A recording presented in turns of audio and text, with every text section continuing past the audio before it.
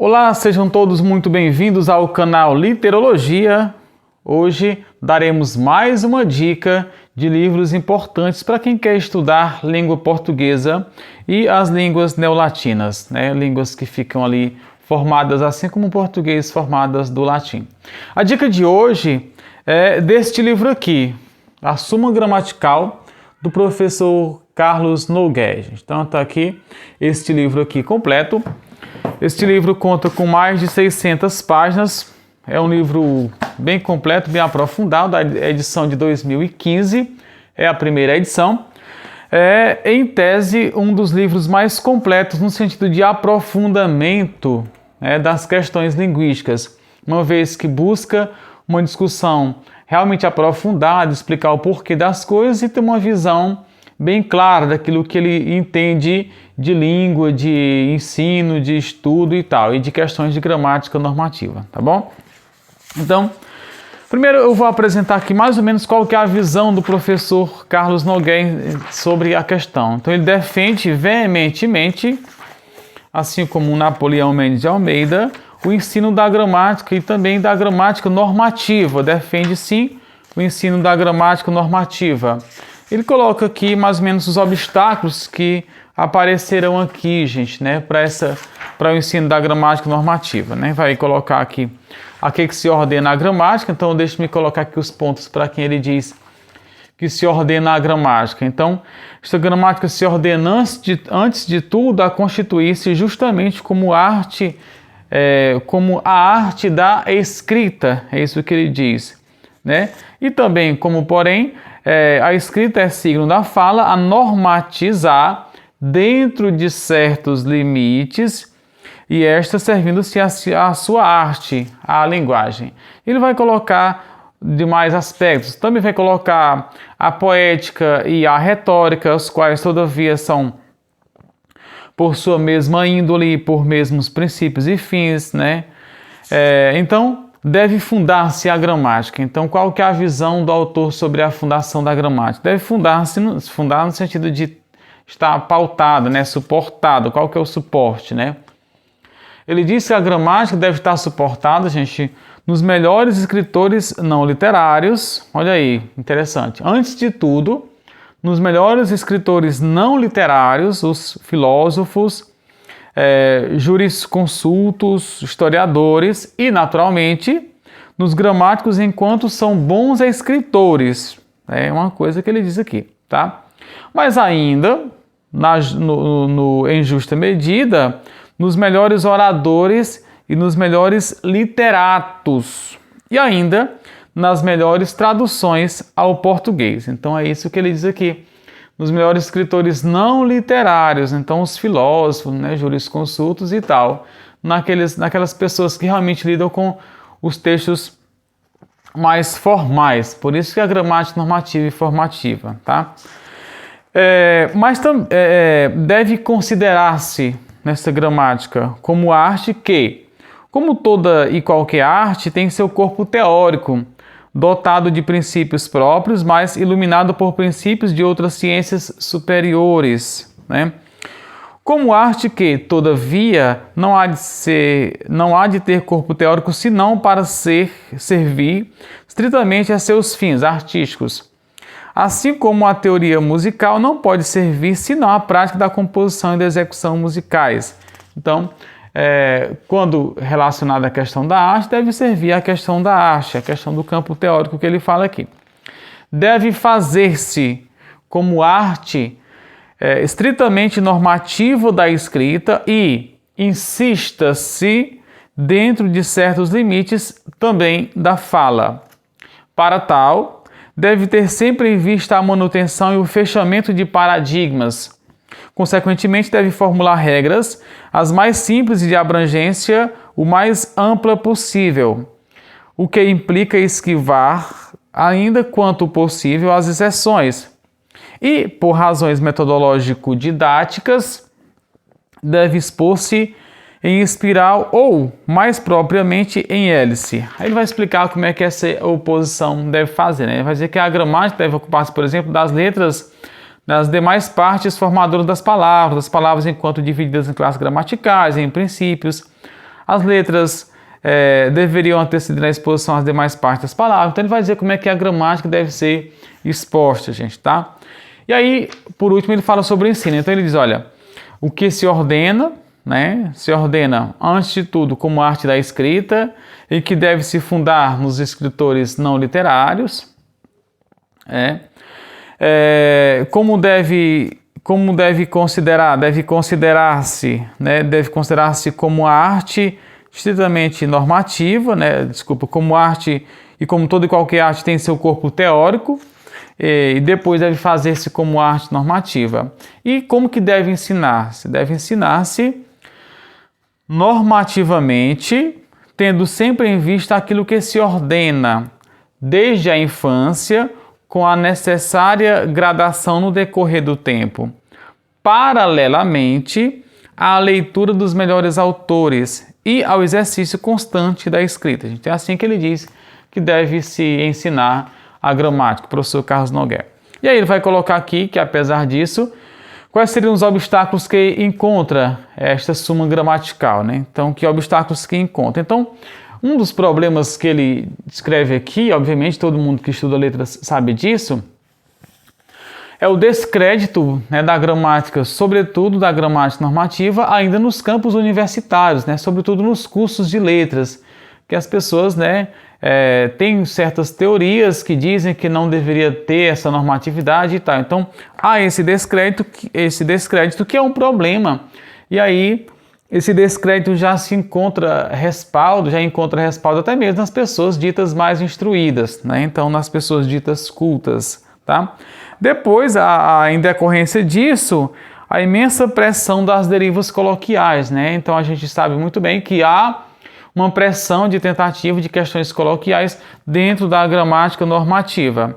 E também a já difundida concepção de que a gramática deve nivelar-se por baixo, então, muitos gramáticos atualmente, com medo ou com uma perspectiva mais coloquial, acabam nivelando realmente por baixo e acabam considerando como se fosse norma padrão, né, praticamente todos os escritos, dizendo eles, abre aspas, que o que importa é comunicar. Só que há as situações comunicativas, nós discutiremos isso no outro vídeo, possivelmente, tá?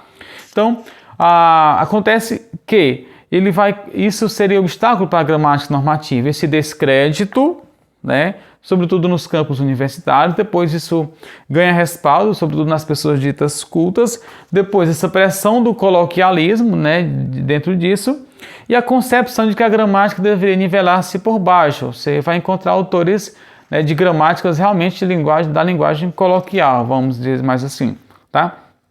E aí, dentre esses obstáculos, há esse obstáculo no sentido de que há um certo preconceito aqui, no sentido de que as pessoas que não são cultas não aprenderiam gramática, vamos dizer assim. Então, se essas pessoas não aprenderiam que na norma padrão seria não há vagas em vez de não tem vagas, então não se deveria ensinar essa norma padrão. É um problema achar que as pessoas que não são cultas não conseguiriam aprender a uma linguagem um pouco mais bem elaborada, mais formalizada, né? Então há um problema também. E, de certa forma, há nisso aí uma espécie de preconceito, como se essas pessoas fossem incapazes de aprender sobre isso.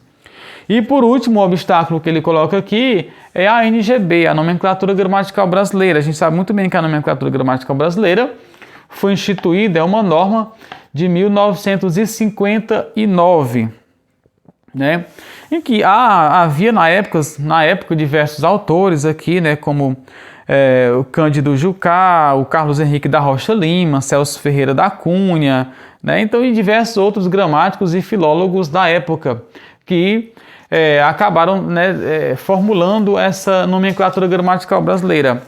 O problema é que a nomenclatura gramatical brasileira acabou simplificando demais e acaba não abrangendo tudo aquilo que deveria abranger, de modo que há muitos termos, há muitas terminologias que é preciso que se vá além da nomenclatura gramatical brasileira, né, gente, da NGB, tá? Então, assim, Isso quer dizer o quê? Isso quer dizer que esse gramático, assim como se você pegar outras gramáticas hoje, né, em dia aí, da Taliba de Castilho, do próprio Perini, do próprio Bechara, há muitos termos que fogem hoje à nomenclatura gramatical brasileira, o que mostra a insuficiência, apesar de mais de meio século aí da nomenclatura gramatical brasileira, né?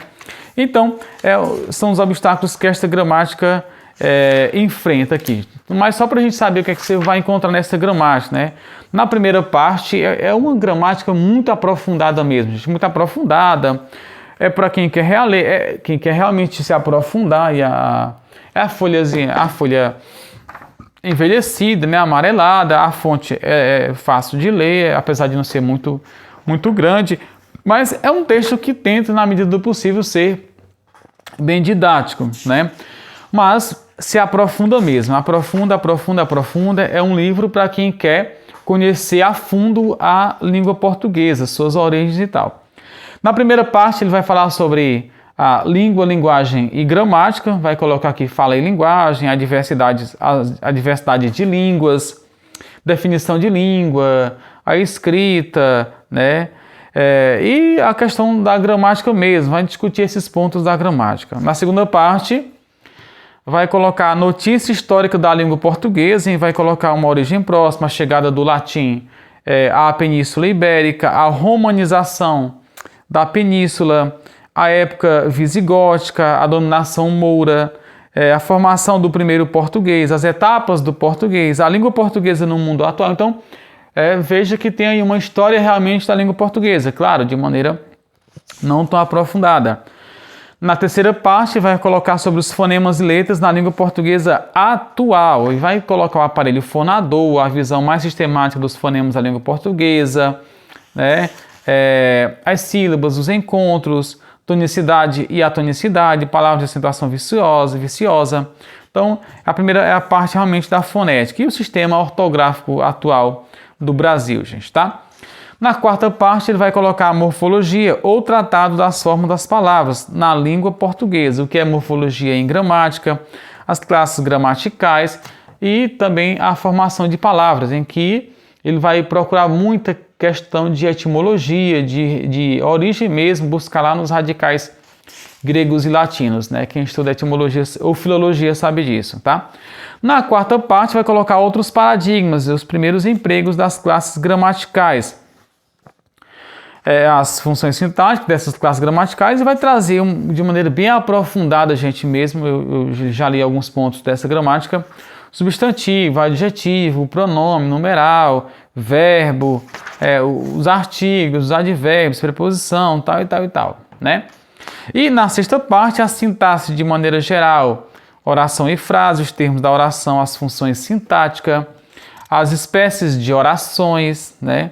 Na sétima parte, regência verbal e crase. Eu costumo falar que se você estudar apenas crase, você não aprende crase, porque para aprender crase precisa saber, pelo menos a crase do A com A, você precisa saber o uso do artigo, precisa saber o uso da preposição, precisa saber regência verbal e nominal. Então é um assunto complexo, mais do que as pessoas imaginam, tá? Depois vai falar sobre concordância nominal e concordância verbal. Na nona parte, colocação dos pronomes pessoais átonos. Na décima parte vai falar sobre pontuação, é um estudo realmente aprofundado sobre a questão da pontuação, né? E aí ele termina com a questão dos pontos mesmo, lá até mesmo do asterisco, gente, tá bom? Então, aqui a gramática, a Suma Gramatical do professor Carlos Nogueira. Gostaria de falar só mais ou menos, né, as partes importantes aqui da biografia do professor Carlos Nogueira, gente, né? Nasceu em 1952, no Rio de Janeiro, ocupou a cadeira da língua portuguesa e do tratado literário durante mais de 9 anos, numa pós-graduação da UGF, né? Ministra o curso online para bem escrever na língua portuguesa, 60 horas.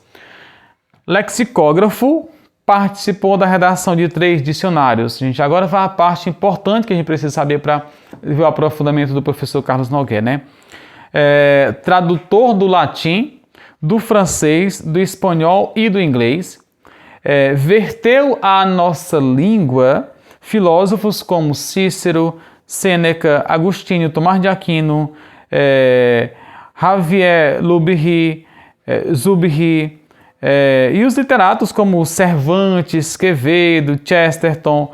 Ganhou o prêmio Jabuti de tradução e foi indicado outras 2 vezes ao mesmo prêmio, uma delas pela tradução do Don Quixote. Dedica-se agora à escrita de longa obra filosófica, das artes do belo, imitação e fim. Então aqui mais ou menos a biografia do professor Carlos Nogueira, autor dessa gramática aqui, gente. É uma gramática que demorou a chegar ao mercado, mas é uma gramática que, para quem quer se aprofundar realmente nas questões, né, da gramática, da língua portuguesa de maneira geral, e flertando, vez por outra, com o latim, com o grego, com o francês e com o italiano, né, como ele faz isso, é uma gramática indicada. Então, para você que quer se aprofundar, eu não indicaria para iniciantes, né? Iniciantes, como eu já disse, há outras gramáticas de um nível mais fácil e mais básico para você, né, principiar os estudos. Uma delas é a gramática para concursos do professor Fernando Pestana. A própria gramática do Celso Cunha é muito fácil de compreensão, né? Há outras gramáticas mais fáceis, do Segala também é uma gramática fácil, mas a Suma Gramatical já é uma gramática, né, para quem já tem outras gramáticas, ou seja, se você quer comprar apenas uma gramática na sua vida, não sei se essa aqui, a não ser que você seja realmente estudioso, tá? Esta gramática aqui é a Suma Gramatical. Gente, é isso aí sobre o vídeo de hoje. Compartilhe esse vídeo para quem você acha que está pensando em estudar língua portuguesa, que quer entender melhor de gramática, que quer entender melhor, né, de aspectos da língua. Esta oportunidade, tá certo? Propague este canal, porque você percebe que aqui aqui há indicações realmente de livros, né, de um nível mais elevado. Aqui para quem quer realmente se aprofundar nos estudos da língua, ok? Foi um prazer e até a próxima.